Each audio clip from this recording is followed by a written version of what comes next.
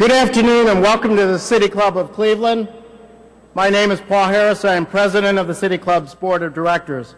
I'm very pleased to introduce today's speaker, the Honorable Frank G. Jackson, Mayor of the City of Cleveland. Mayor Jackson will present his annual State of the City address before our local and national radio audiences. Mayor Jackson has a deep and long-standing connection to the city he leads. He currently lives in the same Cleveland neighborhood where he grew up. He graduated from the Cleveland Public Schools and then served in the United States Army during the Vietnam War. After war duties, Mayor Jackson returned to Cleveland, earning an associate's degree from Cuyahoga Community College and his Bachelor of Arts, Master's, and Law degrees from Cleveland State University. He had an extensive record of public service before becoming mayor, having served as an assistant city prosecutor and as a 16-year member of the Cleveland City Council, including service as president of the City Council from 2002 to 2005. Certainly the challenges that the mayor has faced are similar to challenges other big city mayors face across the country, so the mayor's remarks today are relevant far beyond Cleveland. On the subject of those challenges, the City of Cleveland's website lists Mayor Jackson's areas of focus since becoming mayor in January 2006, and highlights accomplishments in the areas of education, public safety, regional economic development, city hall operations, and revitalization of neighborhoods. The website also includes a message from Mayor Jackson that speaks to a spirit of optimism as well as his appreciation of Cleveland's treasured assets, and I trust, Mr. Mayor, that the City Club of Cleveland is one of those treasured assets that you hold in great regard. Mayor Jackson opens his message with the following words, quote, "Cleveland is a great city. Through the years, we have built world-renowned institutions, including our orchestra and our museums. We support nationally recognized sports teams. Our medical and research facilities have created a healthcare capital in Cleveland, and our colleges and universities attract researchers and students from around the world," end quote. So it is with great pleasure that I present on behalf of the City Club of Cleveland the Honorable Frank G. Jackson, Mayor of the City of Cleveland.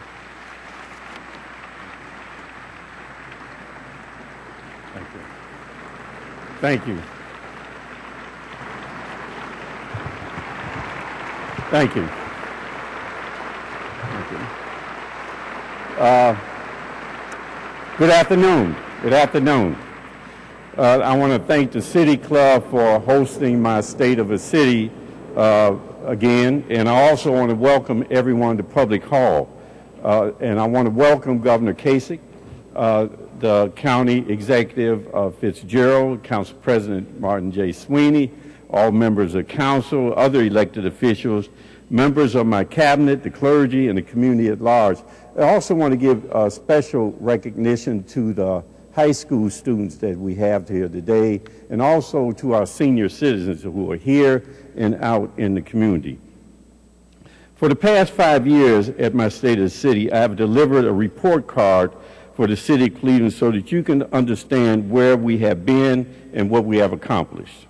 And while I will update you today on some of our successes and challenges, we'll also share with you my sense of urgency and to find our need to make the decisions necessary to ensure a successful, prosperous, and resilient City of Cleveland and region. You know, Eric Hoffer, an American novelist, once said, "In times of change, learners inherit the earth, while the learned find themselves beautifully equipped to deal with a world that no longer exists." We live in a time of sweeping and constant change. The swing of the pendulum measuring change, whether economic, social, or political, is more radical, more extreme, and more rapid than ever before. Decisions being made today that would have set our policy and directions for years to come now have only a few months of life. This doesn't mean that they were bad decisions. It simply means that our environment is changing so rapidly that our decisions may not have the longevity and relevance that we are accustomed to. We as leaders in government, in business, and community must be more fluid in examining our decisions daily. If we fail to do that, we will be left behind, as Hoffer said, in a world that no longer exists. Those who fail to adapt to the new ways of doing business will become inefficient and dysfunctional in a short period of time. As I have discussed in my previous speeches, I began my tenure as mayor with the intent of staying ahead of the game, to change how the city of Cleveland operates, to create efficiencies, to create the ability for the city to change as times change, and to position us for the future. This direction and the ability to align with change is more relevant today than it has been over the last 5 years.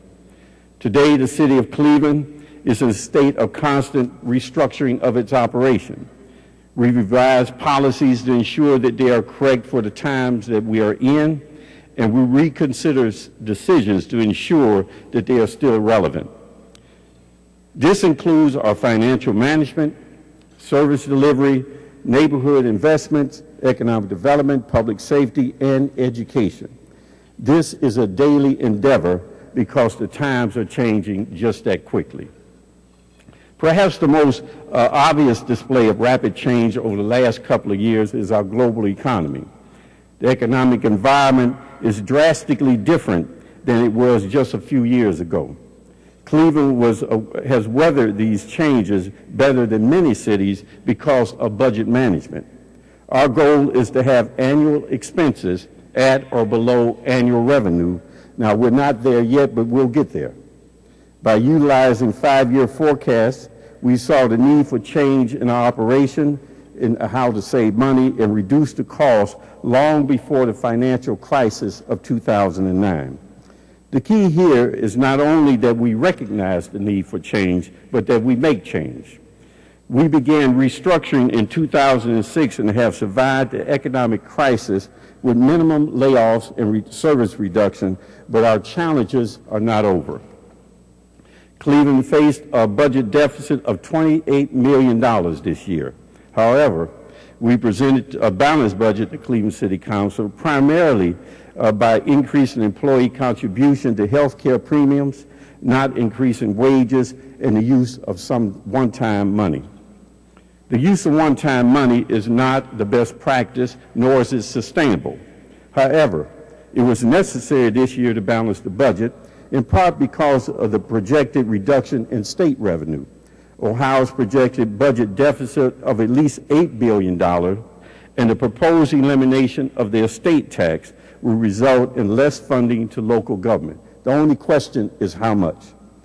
This is an environment in which we are operating, an uncertain, ever-shifting financial landscape that can only be successfully navigated by focusing on it daily. Now, despite uncertain times, one of the things that remains certain with the City of Cleveland is the delivery of high-quality service. Since 2006, the City of Cleveland has focused on being more efficient. Our motto is to do more with less. In 2006, we launched Operation Efficiency Task Force Phases 1 and 2. This effort was successful, and real savings helped us and carried us through 2006 to 2010. These savings, however, disappeared with the recession that began in 2008 and was in full swing in 2009. Recognizing the need for deeper restructuring and an ability to create new revenue, I commissioned a management efficiency study in 2009 that produced more than 175 recommendations. A number of these recommendations from the study have been implemented, including the consolidation of 2 major departments. With this restructuring, we are better able to be more efficient in the deployment of personnel and equipment and resources, delivery of better service, creating more accountability, and the reduction of redundancy. The new restructuring also better positions Cleveland to collaborate with other cities throughout this county for service delivery. We have the infrastructure, equipment, and personnel to provide service beyond our borders. I predict that we can provide city service more efficiently and for less money than some smaller cities or private contractors. This will help the region reduce redundancies in service and realize some cost savings. To do this, however, we needed to change Ohio's laws that govern how cities provide service. Last year, I asked the state to pass such legislation, and while we faced some hurdles then, I believe that the new economic and political landscape in Ohio makes it more likely that the bill will pass this year, clearing the way for cities to build regional cooperation and reduce the cost of operating government. Cleveland is also well positioned to expand its services beyond its borders because of our experience in providing regional service. The Cleveland Airport Systems and the Cleveland Water Division are both regional assets that are owned and operated by the City of Cleveland. Now, the Cleveland Water provides an outstanding product at a reasonable price. Our physical plant is state-of-the-art, and our ability to respond to emergencies is excellent. However, public confidence has been eroded with the Division of Water because of our failure to provide quality customer service and the customer service that people require and that they have a right to. We have made significant progress in improving customer service and reaching benchmarks by implementing new technology, but we have a long ways to go and we have to get there faster. The changes in technology were not matched by the necessary changes that was needed in the culture of the division. Therefore, in partnership with Cleveland City Council and in sponsorship with Councilman Kevin Kelly, we introduced legislation that we passed in January of this year that authorizes the city to hire a turnaround firm to assist us in driving the changes needed in the Department of Utilities, particularly in the Division of Water. By having an external entity review our operations, make recommendations, and guide our progress, I am confident we will achieve our goal of making the Division of Water a customer service-focused business, solidifying its position as a great asset for the city of Cleveland and this region. Cleveland has many other great assets, including our neighborhoods, where we in the private sector have been making investments based on each neighborhood's unique needs and assets. The $200 million Uptown development is creating new vibrancy at University Circle. This year we will see the completion of Cam's Corner Streetscape and the $10 million Greenville Collinwood Recreation Center. Improvements will continue at the West Side Market in Ohio City, and we will see Phase 1 development of the Historic League Park in Huff. Now, these projects and more are creating green space and revitalizing our retail districts. Urban gardens and improved bike and pedestrian access support our growing sustainable economy. By investing in Cleveland's neighborhoods, we are building a 24-hour city. As you can see, transformation in Cleveland is underway. With the neighborhood investment plans, we're transforming neighborhoods. With strong financial management, we're restructuring operation, and we're having cost savings. But we cannot save our way into prosperity. We must raise revenue. We must attract investments and create jobs. The economic crisis caused many cities and private investors to retreat, but not the city of Cleveland. The city is a significant partner in development projects worth over $1 billion. Any one of these projects alone would not change our future, but together they are transforming and helping to transform our economy, our neighborhoods, our city, and our region. The health tech corridor is growing. The Midtown Technology Center, a hub of biomedical companies, will create 215 jobs. Proxy Biomedical is in the process of opening up a sales and research lab. The Cleveland Heart Lab was recently approved for a $200,000 working capital loan to expand its operations in the health tech corridor. This concentration of health tech companies builds on our leading economic strength, and that is our healthcare industry. According to BioEnterprise, the Cleveland region is home to nearly 600 healthcare companies and has more than 230,000 healthcare employees. Our four major healthcare systems attracts patients, doctors, and medical students from around the world. Their work requires cutting-edge technology and just a simple basic medical supplies. A few years ago, a vision emerged to make Cleveland a showcase for medical technology and companies that support the healthcare industry. Today, that vision is becoming a reality in the construction of the $465 million Medical Mart Convention Center. The new convention center will support medical trade shows and help Cleveland attract conferences and conventions of all types. This will create new demand for retail, hotel, and restaurants downtown and in the surrounding neighborhoods, including the $275 million Flats East Bank Phase 1 project. This project has significant public financing and will create a sustainable LEED-certified neighborhood with office space, retail, green space, and parking on Cleveland's waterfront. One of the first projects to open will be on Cleveland's resurgent waterfront will be the Greater Cleveland Aquarium, a $33 million investment. Just down the river, a new skate park will open next door to the new headquarters for the Cleveland Rowing Federation. Now, these investments signal the rebirth of the Flats, provide opportunities to market Cleveland as the destination, and ends the debate over whether or not Cleveland can develop its waterfront. Cleveland can better market itself because of the recent announcement of the Horseshoe Cleveland Casino. This $350 million Phase 1 casino will open within the next year at the historic Higbee Building on Public Square, attracting visitors to the heart of downtown. As with all of these projects, it will create jobs for Clevelanders. Rock Caesar, Ohio is committed to contracting with local companies for goods and services and hiring local residents to help fill the 2,000 construction jobs and the 1,600 permanent jobs. The casino will also support existing local businesses in our downtown destinations, including East 4th Street, Gateway, and the Warehouse District. As the Medical Mart staff and Positively Cleveland work to attract businesses, this casino will make their job easier. Connecting these investments is a $280 million Innerbelt Bridge project. With nearly 130,000 vehicles traveling the bridge daily, it is a vital stretch of highway that literally connects our neighborhoods with our economy.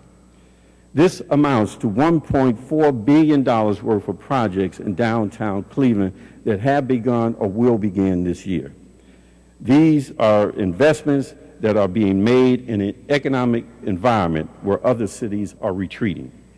These are investments in our future, a future where Cleveland becomes a 24-hour city with a downtown that is not only a central business district, but a true neighborhood with residents, retail, entertainment, where there is a demand for goods and services around the clock. While these projects are creating jobs, there's other evidence that Cleveland's economy is gaining strength. In 2010, the Cleveland market added 4,900 manufacturing jobs, ranking it second in the country according to Buffalo Business Journal. The Cleveland metropolitan area general employment growth was in the top 10 in the country last year, according to the Federal Reserve Bank of Cleveland. Cleveland's income tax receipts in January of this year was 13% higher than January of last year, and the month of February shows an 8% increase. Now, these are indicators that our economy is beginning to improve, and Cleveland is ready to take advantage of this resurgency in our economy. The work that we have done, both in streamlining our city operation and spurring public investments, both public and private, has positioned us to succeed as the economy recovers. But it's not enough. We cannot allow ourselves to become complacent because of a few successes. We must create a sustainable economy. Sustainable development has three main tenets: invest locally, invest in diversity, and invest in the economy of the future. Investing locally recycles our cash back into our economy. connecting our local companies with local workforce with the prosperity that we have created when we invest. The City of Cleveland has been working to increase its spending in the regional economy from 61% in 2008 to 75% in 2010. Last year, our local and sustainable purchasing ordinance took effect, providing a bid discount on city contracts for local businesses that have adopted sustainable business strategies. If the private sector follows suit, we as a region will go a long way of ensuring our economy prospers even in difficult times. Now, this is what I call self-help, and it is the first step in creating a sustainable economy. The next step is to diversify our investments. For much of Cleveland's economic history, we relied on manufacturing and heavy industry and availability of low-cost natural resources, labor, and energy. The result was a local economy that was very vulnerable to the fluctuation in the global economy. We have the opportunity now to build on our growing economic diversity in our healthcare industry, biotechnology, tourism, hospitality, green-collar jobs, all at the same time while making our manufacturing competitive. Building a sustainable economy is also investing in our economic future. The industries and the technologies that will be the economic engines for the decades to come. The economy of the future is becoming a green economy, including local foods, renewable energy, and traditional companies with sustainable business practices. The green economy is big business. The City of Cleveland currently has 176 gardens in our neighborhood with more than 4,000 gardeners and producers. But the local food industry is an untapped market, with only 1% of the food we consume being produced locally. The 2009 Northeastern Ohio Local Food Assessment Plan calculates that an increase of local consumption to 25% could create 10,000 jobs, $346 million in earnings, and $1.4 billion in output. Similarly, the demand for alternative and renewable energy is increasing. According to the 2010 Nortec study, the proposed offshore wind farm being developed by LECO will create 600 jobs during the pilot project and the potential for 8,000 jobs in the long-term wind energy industry. This is good news for Ohio wind supply companies, who I think we have 106 in Ohio, about 13 of those exist in the City of Cleveland. And then there are companies like Taylor Furniture, the first Green Plus certified business in Cuyahoga County, that realized that the old way of doing business no longer is viable and is implementing sustainable business practices. The Hospice of the Western Reserve and Forest City Enterprise both have set zero waste targets for 2019. Eaton Corporation is working to reduce total energy consumption by 25% by 2016. Oakley Company, a Cleveland manufacturer for 90 years, captures rainwater for irrigation at its LEED certified building, and Thailand Products reduced production line waste by 80% in just 2 years. These companies are saving money, they're more efficient and more competitive, and they are improving our environment. Now, to encourage this throughout our economy, I launched Sustainable Cleveland 2019 2 years ago. Sustainable Cleveland 2019 is engaging hundreds of local companies, from small startup companies to large international companies, with the goal of transforming our economy into a sustainable economy by the year 2019. Sustainable Cleveland 2019 has positioned us for the future, but it needs to be worked on daily. By acting now, we can position Cleveland to emerge from this recession as an economic leader with a sustainable economy that invests locally, is diverse, and has longevity. Then the investments that we are making in Cleveland, I believe, are impressive. In order to maximize these investments, however, we must transform public safety. Doing so will ensure excellent quality of life in our neighborhoods and throughout the city of Cleveland, and to help attract businesses and residents. Our Department of Public Safety has actively worked to transform its operation and improve its outcome through technology and partnerships. Thanks to our firefighters and our partnership with the Red Cross, there were only 5 fire fatalities in 2010. Now, that's the fewest fire deaths. That is the fewest fire deaths in Cleveland in 112 years, and it's the first year in those 112 that we've been in single digits. To enable a quicker, more effective response throughout the county, Cleveland Fire has mutual response protocols with Brooklyn, Brooklyn Heights, Parma, Euclid, Brook Park, East Cleveland, and Newburgh Heights, and we're working on more. We're currently providing fire and EMS service to Bracknell and Lindale, and are exploring the feasibility of providing fire and EMS support to the city of East Cleveland. Cleveland Fire has also been working with 3 other hazmat teams in the county to develop a joint hazmat and weapons of mass destruction team to respond to local, regional, state, and national hazardous material incidents without interfering with our local coverage.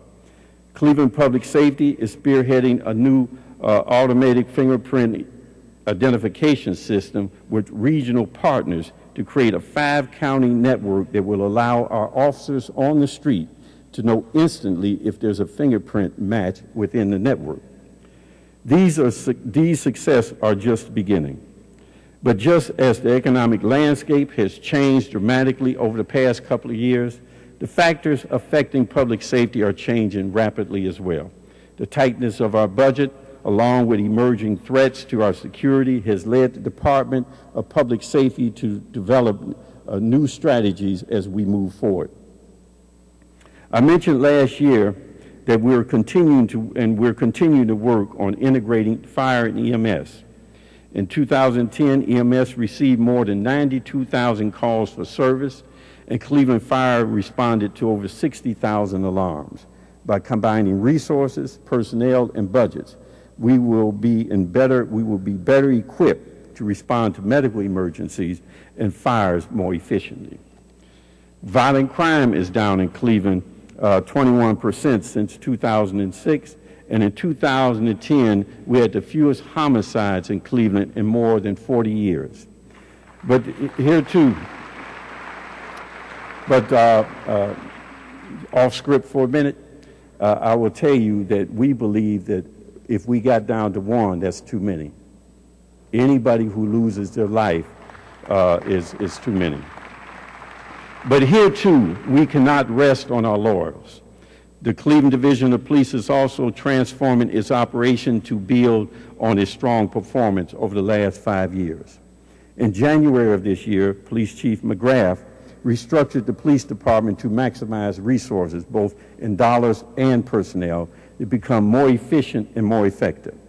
This reorganization also aligns expertise and specialized units appropriately in order to address an emerging threat to public safety in Cleveland.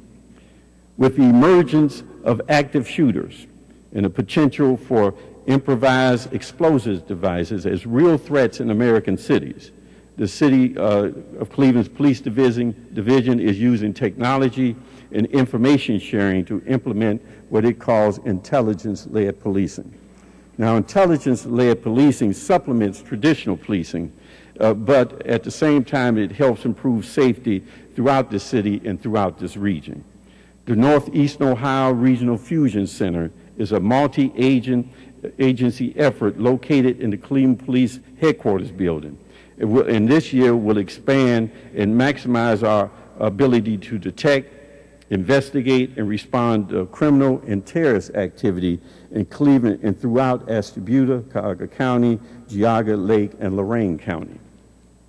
The Cuyahoga County Regional Forensic Science Lab expands beyond the Cuyahoga County Coroner's Office and Cleveland Police to include the Sheriff, the Prosecutor's Office, as well as CMHA and others who have pledged funding resources and support. Now, the result is a county-wide state-of-the-art lab that will reduce a turnaround time for forensic evidence, swifter court presentations, and will save money. We are taking a regional approach to fighting crime and responding to emergencies because crime and tragedies do not stop at our borders. As you can see, the changing world that we live in has required Cleveland to change how we operate, from financial management to economic development to public safety. These efforts have required partnership with governmental agencies and the private sector to be successful. We built on these partnerships and they are working. We made difficult decisions and implemented policies that were essential to our success. But we have one issue, however, that we still need to address, and that is the issue of education. A decision on education is a decision about the future of Cleveland and this region and whether or not we will fail or we will thrive. Our goal must be to provide every child access to an education that prepares them for college, a career, and success. We no longer live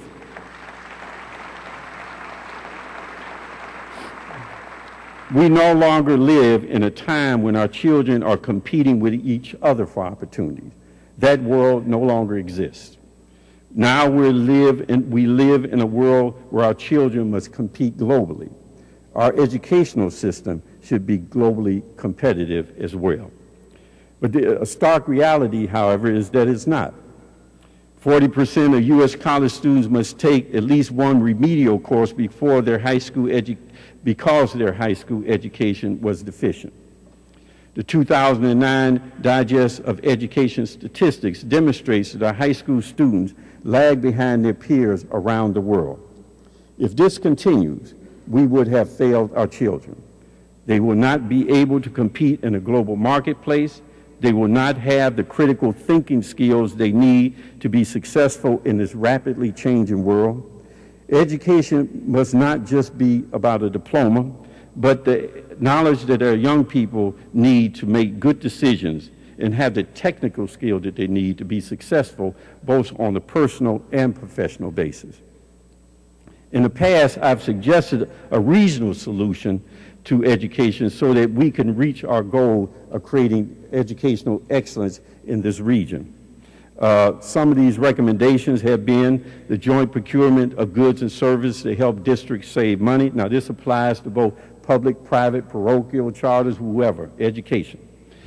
Joint negotiation of wages and benefits, common academic standards for achievements and measurements for all schools, public and private, whether they're urban or suburban, common performance standards, accountability and credentialing of teachers and administrators, again, public, private, it doesn't matter.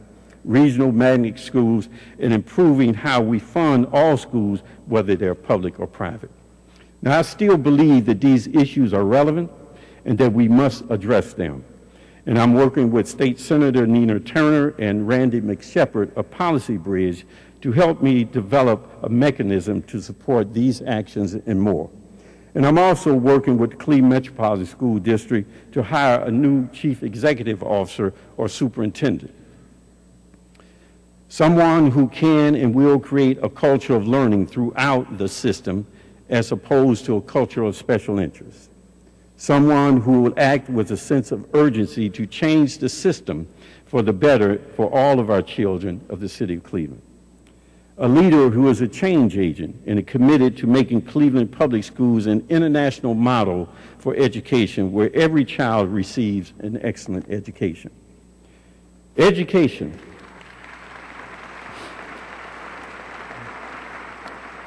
Education has the power to transform lives, our economy, our city, and our region. Education will give our children choices in life, make our economy globally competitive, and grow the population of Cleveland and this region. Now, we have transformed how City Hall operates and how we provide service by creating efficiencies and building on regional collaborations. We have begun the transformation of Cleveland's neighborhoods and public safety with public and private investments and with law enforcement partnerships. We have begun transformation of our regional economy by pursuing investments in economically hard times and also focusing on transforming our economy into a sustainable economy. And Collier County government has been transformed. And each of these transformations began with a decision to change the status quo and a commitment to that outcome. None of these transformations have been easy, and all have met with some level of success, but they happen. This community must demonstrate the same level of commitment, passion, and desire to succeed for education. The time to do it is now, in this time of rapid changing. Otherwise, all of what I've talked about today will mean nothing, absolutely nothing, and Cleveland and the region will be left behind. And we will be making the same mistakes over and over and over again. And we will be living in a world that no longer exists. Thank you very much.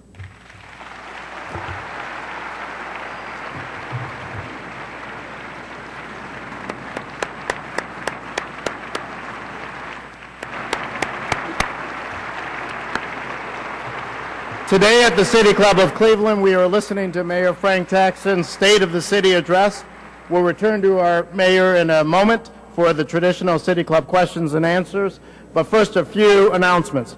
We welcome you to the City Club of Cleveland, which is the longest continuously running free speech forum in the country at nearly 100 years old. That'll happen next year.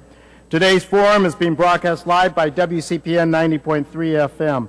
It is being recorded by WVIZ TV Channel 25 for broadcast tonight at 11 o'clock p.m. and Time Warner Cable will rebroadcast 3 times during the coming week. Television broadcasts of the City Club are made possible by PNC and Cleveland State University. Our live televised webcasts are supported by the University of Akron. To watch live and to learn more about our upcoming programs, please visit our website at www.cityclub.org. Today's forum is the annual Dick and Sally Hollington Endowed Forum, made possible by a special gift from Mr. and Mrs. Hollington to the City Club Forum Foundation.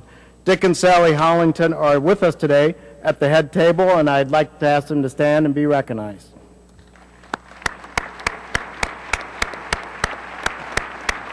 Thank you very much for your support.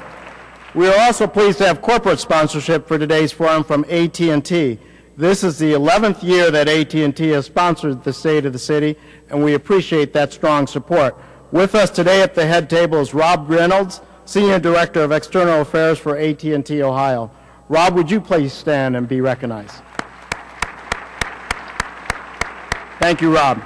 We are also very pleased to thank our supporting sponsor, Sisters of Charity Health System. With us today is Dr. John Bistuli, Medical Staff President, and Bev Lozar, Vice President, Professional Services of St. Vincent Charity Medical Center. I'd ask them to stand and be recognized as well. And last but definitely not least, we're pleased to welcome to the forum students and seniors who are here as part of our intergenerational program sponsored by Mayor Jackson's Youth Initiative. Now we'll return to the mayor for our traditional City Club question and answer period. We welcome questions from everyone who's here today. Holding the microphones are Carrie Miller, Program Director, and Heather Sikora, Marketing and Membership Manager. Please come to the microphones on either side of the room if you have a question. First question, please. Before I ask my question, Mayor, I'd like to compliment you. I feel so proud living in this area, though I'm not a City of Cleveland resident, because of the way you are with your staff, regardless of race, religion, union affiliation. You are a fair and honest leader, and you make me very proud. Well, thank you very much. Thank you. Thank you.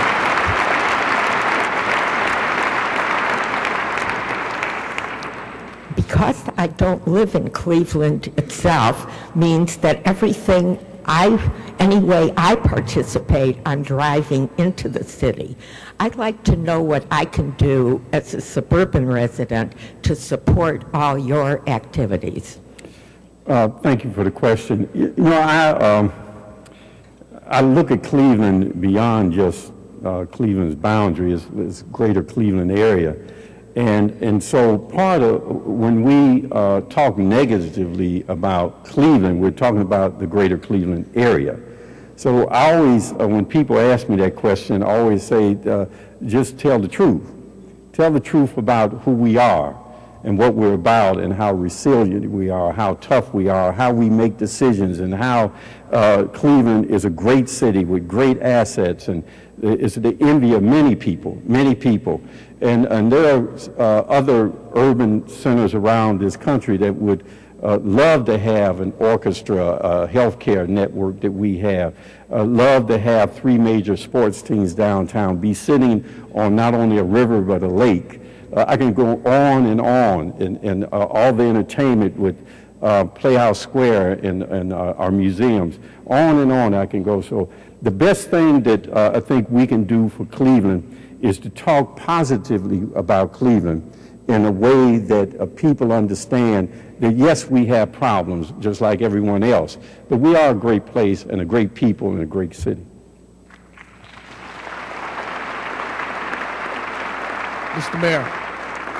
Mr. Mayor, we enjoyed your address here.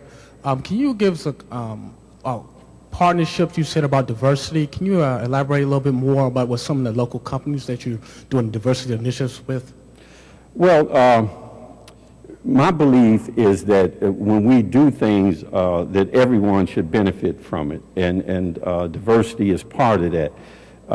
And not only ethnic and racial, but we have to create the same people, the same companies, the same everything should not happen all the time. There needs to be a sharing of our prosperity, particularly when we spend millions and millions and hundreds of millions of dollars in public sector money to ensure the future city of Cleveland.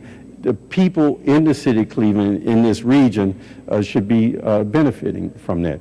So what we've done is through our own local ordinances, create preferences for local companies, and as you know, MB and FB, but local companies also that are not MB and FB, so we can keep that money in our economy.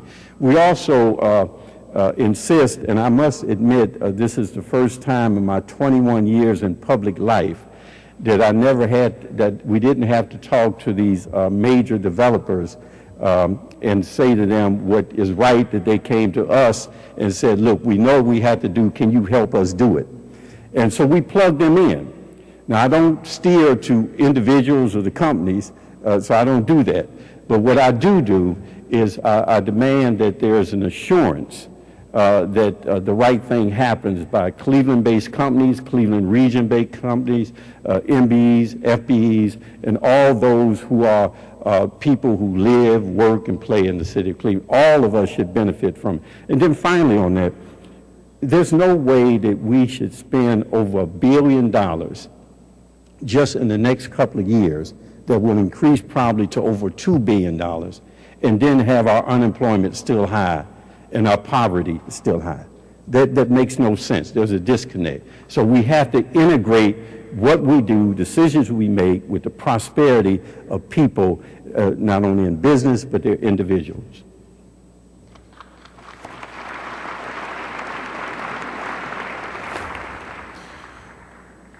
Hi there, sir. Tim Fowler, businessleadership.com. Please know that many of us are praying for you. My question is... I appreciate that, too. Yes.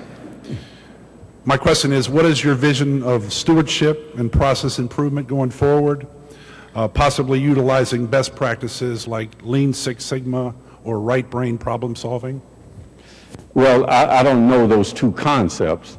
But I will say that as we move forward, we've always tried to be on the cutting edge of things in terms of forecasting what's going to happen, and then positioning and retooling and restructuring in order to meet what we know is coming.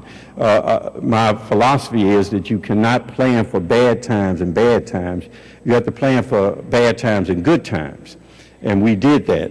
And that's why we were better able to weather the storm, even though we're not out of the woods. And now I believe that we should be investing and creating efficiencies and accommodating the reality of the day and have to be planning for good times in these difficult times. That's why we're investing. I hope that answers your question, but because I don't know those two concepts you mentioned. But if not, if you could let him be more specific, I'd appreciate that too. Mr. Mayor, as you have noted, an educated workforce is critical to the success of the city of Cleveland. And so looking at the Cleveland Metropolitan School District, where are you now in terms of the search for the new CEO?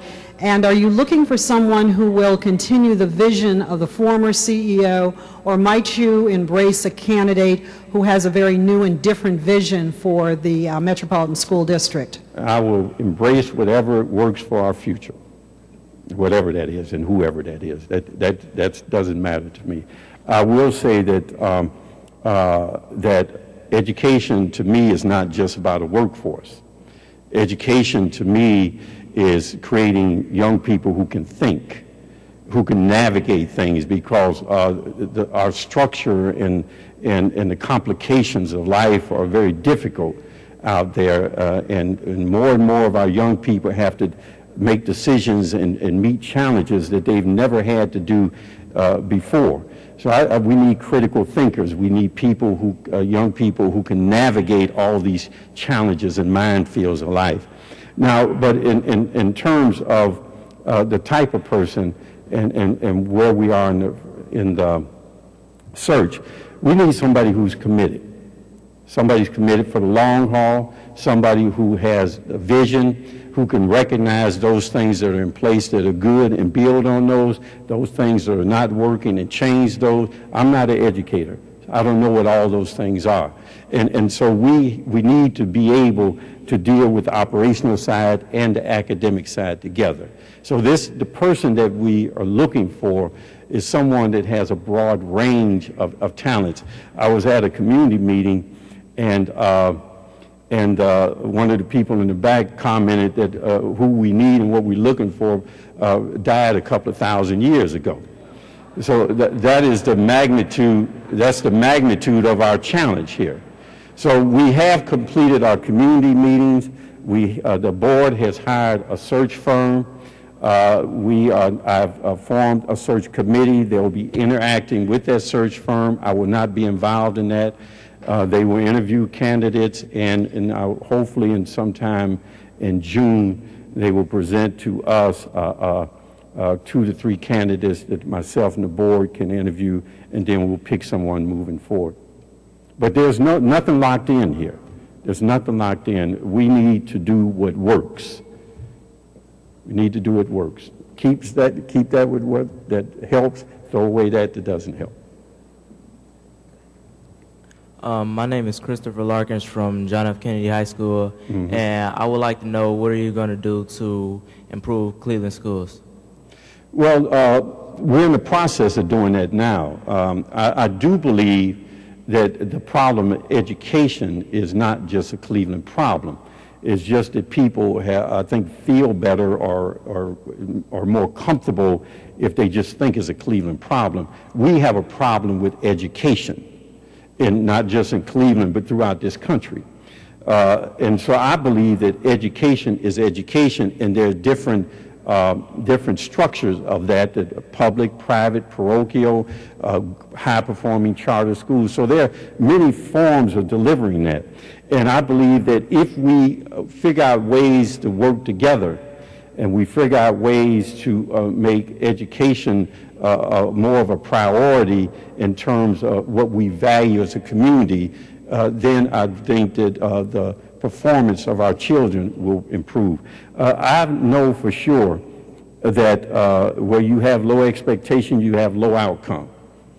And I know for sure there are children who have had very difficult times in school systems, but they have been put in the right environment, and they've done a complete 180-degree in terms of their performance and their commitment into their value of education. So I think that we as a community have to be involved in that. The particulars of our district, I will work with the new superintendent or CEO, whichever you prefer to call them, to ensure that progress. I do think, however, that looking at this as a Cleveland problem is a big mistake that we're making as a region. If people are comparing themselves to us in Cleveland and say, well, look, I'm doing fine. See what's happening in Cleveland. But we're not the competition. The competition's in Beijing and Tokyo and in London and Paris. It's all around the world. And when those systems, when other systems other than Cleveland compare themselves to the way those children are being educated, they're worse off than we are as the city of Cleveland. So I just think that part of our ability to make the changes necessary is to get out of this tunnel vision and to believe this is their, and stop believing that it's their problem. You know, it's our problem. And I know that people say, you know, it's a very complicated thing. That's what they tell me. They tell me, it's very complicated. You know, it's a lot of moving parts here. I tell them it's not that complicated. Just pretend it's your child. All that goes away. All of it goes away. But the specifics, I will wait on the new superintendent or CEO, and then we'll work on that. Hello, Mayor. I'm standing here with a student from John F. Kennedy High School. He represents our future. And Senate Bill 5, which is a job-killing anti-union bill, recently passed in the Senate yesterday, which could destroy the middle class and this young man's future. I want to know what your thoughts are on Senate Bill 5. Well, let's start off by saying that the dynamics in Columbus around Senate Bill 5 is exactly what I was giving my State of the City about. We are living in times of constant change, and these changes are radical. And that pendulum is swinging more rapidly. It's constant. And I was talking to a business person earlier this year, no, last year, late last year, and what they said to me that the next round of foreclosure and bankruptcy will be government. And that's true. So recognizing that there is a need for change because we are in such dire economic and fiscal stress that there is a need to relook at the way we do business and how we do our business. But at the same time, there is nothing more harmful, I believe, to our ability to move forward than to eliminate collective bargaining that protects workers' rights. Now, I'll tell you how I believe that there's, I don't think it's a contradiction. I don't believe it's a contradiction. I just believe that because we have focused in and we've dug in and we have different ideologies and different approaches to life, that we're not in the resolution mode, we're in a combative mode. And that's on both sides. That's on both sides. So I believe that Senate Bill 5 is calling the question. That's what I believe it's doing, it's calling the roll.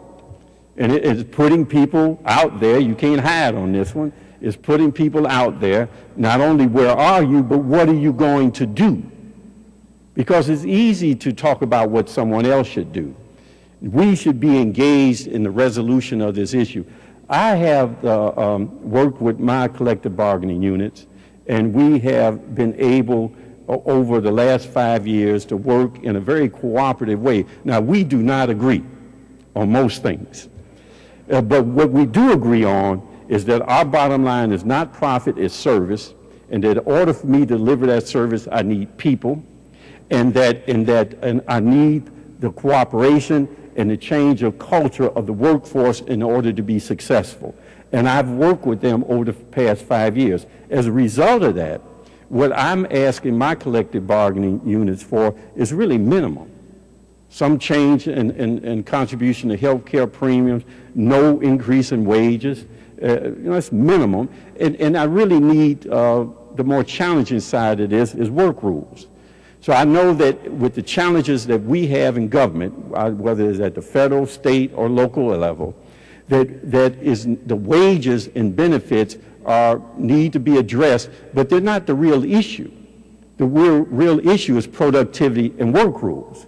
And how do we work together with collective bargaining and labor and management and government in a way that we can come together and determine what changes do we need to make in order to ensure our success. What changes do we need to make? That approach, I think, is a better approach, is what we used in Cleveland, but I fully recognize the need for change, and I fully recognize that a weak collective bargaining unit that cannot protect workers' rights is just a facade. It doesn't mean anything. So, and I also believe that we can do this without having to have the combativeness that you may see happening now.